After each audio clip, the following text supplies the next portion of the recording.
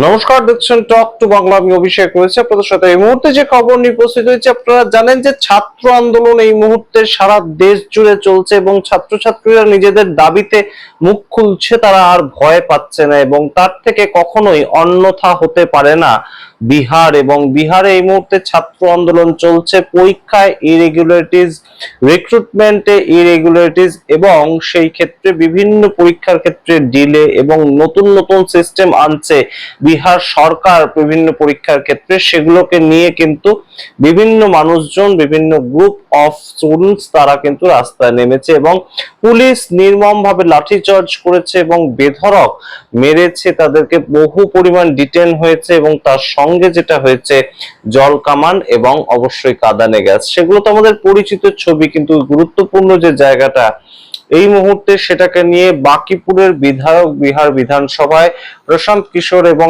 এককালীন vote strategist তিনি এবার আবারও মুখ খুলেছেন এবং অবশ্যই তিনি তার মতনই কিন্তু তার মেজাজেই বক্তব্য রেখেছেন। তিনি সমস্ত সময় একটা ঘটনা ঘটলে তার সুদূর প্রসারিত একটা প্রভাব কতদূর পড়তে পারে সেটাকে নিয়ে অবশ্যই একটা তার ভবিষ্যৎবাণী তিনি করেন এবং সেটাই কিন্তু তিনি আবারও করেছেন বিহারের ক্ষেত্রে। এবং শুধু বিহার নয়, সামগ্রিকভাবে কেন্দ্রীয় সরকারকে চ্যালেঞ্জ করে, কেন্দ্রীয় সরকারকে সরাসরি সতর্ক বার্তা দিয়ে প্রশান্ত কিশোর বক্তব্য রেখেছেন। কি বক্তব্য রেখেছেন প্রশান্ত কিশোর অবশ্যই জানাবো আপনাদের, কিন্তু এই মুহূর্তে সবচেয়ে গুরুত্বপূর্ণ একটা টপিক যেটা হয়ে উঠেছে, ছাত্রছাত্রী জেন জি, জেন আলফা তারা রাস্তায় নামতে আর ভয় পাচ্ছে না কোনো মতেই। কিন্তু আমরা কোথাও দেখতে পাচ্ছি না যে জেন জিরা নিজেদের যে অধিকার, বা জেন আলফা একদম স্কুলের ছাত্রছাত্রীরা তারা নিজেদের অধিকারটাকে নিয়ে আর কুণ্ঠা বোধ করছে যে সেটা তারা এক্সপ্রেস করবে কিভাবে। যন্তর মন্তরের যে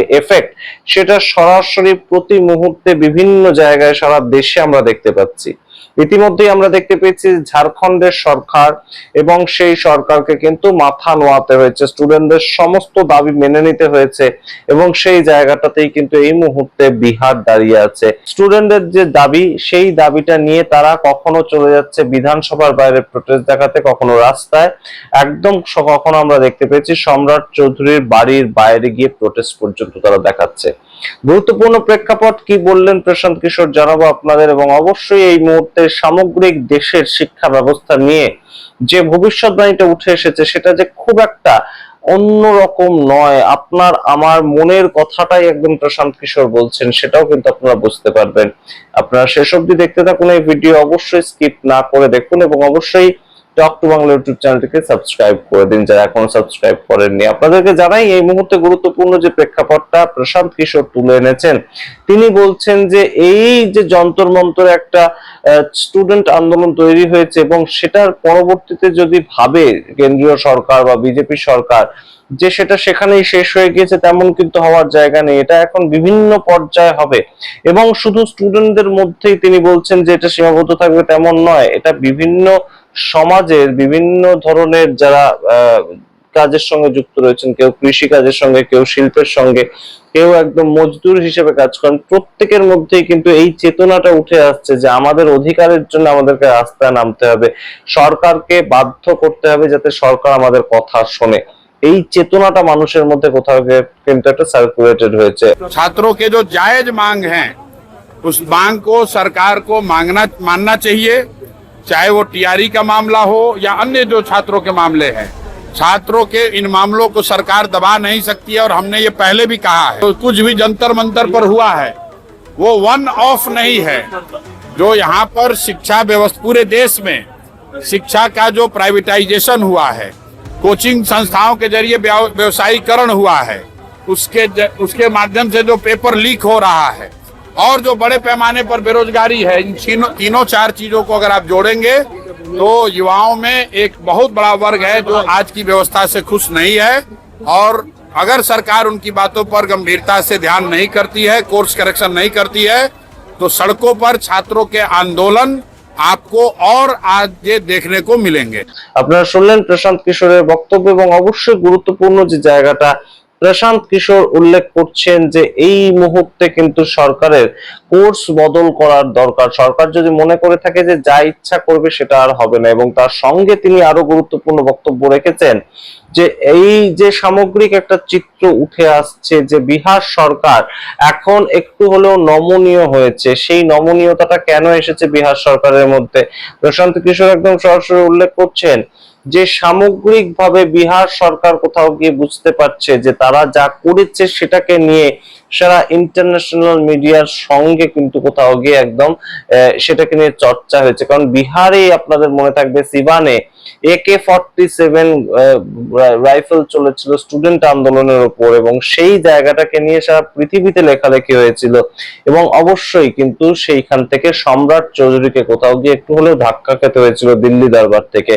যন্তর মন্তর যখন একটা গলার কাটা হয়েছিল ঠিক তখনই কিন্তু অবশ্যই এই বিহার আরেকটা গলার কাটা হয়েছিল অমিত শাহের কাছে। আপনারা জানেন যে বিভিন্ন ক্ষেত্রে প্রশান্ত কিশোর যা বক্তব্য রাখেন তা আজ না হোক কাল সেটা অবশ্যই তার একটা যুক্তিকতা থাকে, এবং সেটা কিন্তু প্রতিফলিত হয় সমাজে। এবং এই মুহূর্তে প্রশান্ত কিশোরের যা বক্তব্য সেটা যদি সত্যি আদপেই সংগঠিত হয় বিভিন্ন জায়গায় স্টুডেন্ট প্রোটেস্ট, এবং ইতিমধ্যেই যেটা আমরা ঘটতে দেখছি বিভিন্ন জায়গায় স্টুডেন্টদের যে একতাবদ্ধ হওয়া এবং তাদের আন্দোলনের দাবিটাকে সামনে রেখে তারা যে একতাবদ্ধ হচ্ছে এবং তাদের আন্দোলনটা করছে, সেটা যদি আমরা প্রতি ক্ষেত্রে দেখতে পাই তাহলে কিন্তু অবশ্যই বেশ খানিকটা চাপে পড়তে চলেছে সারা দেশ জুড়ে কেন্দ্রীয় সরকার এবং বিভিন্ন ডবল ইঞ্জিন সরকারগুলো।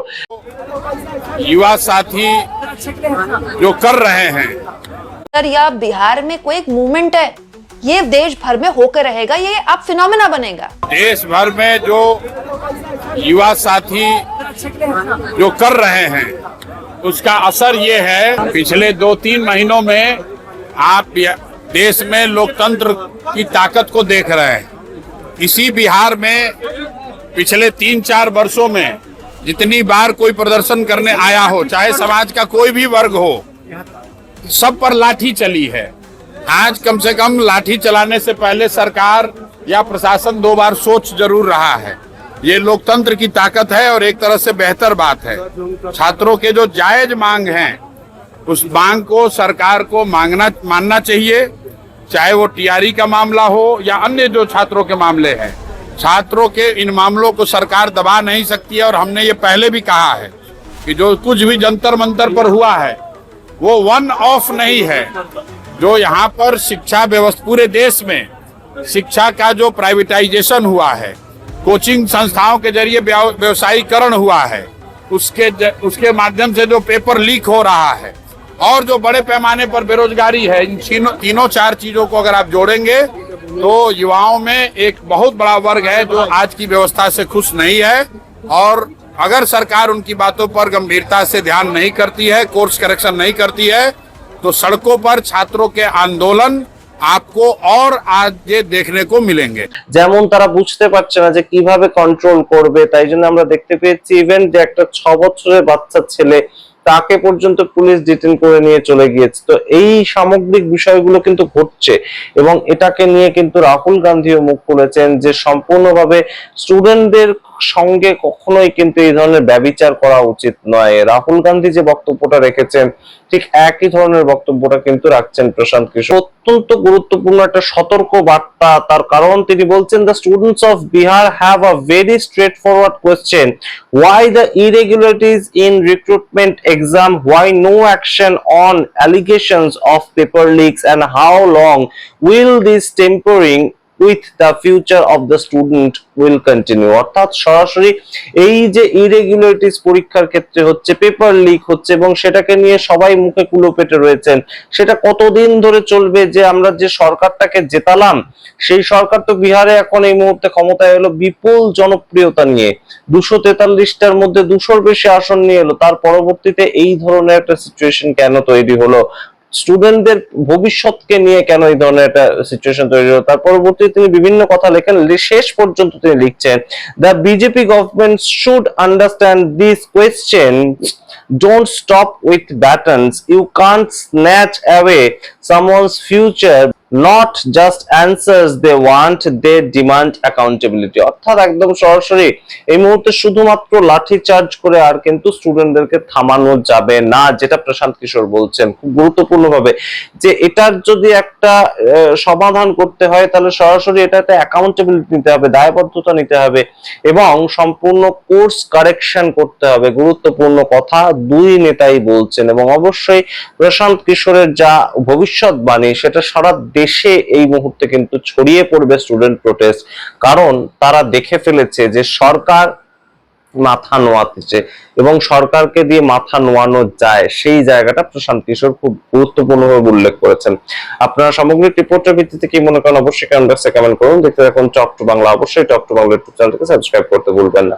ধন্যবাদ।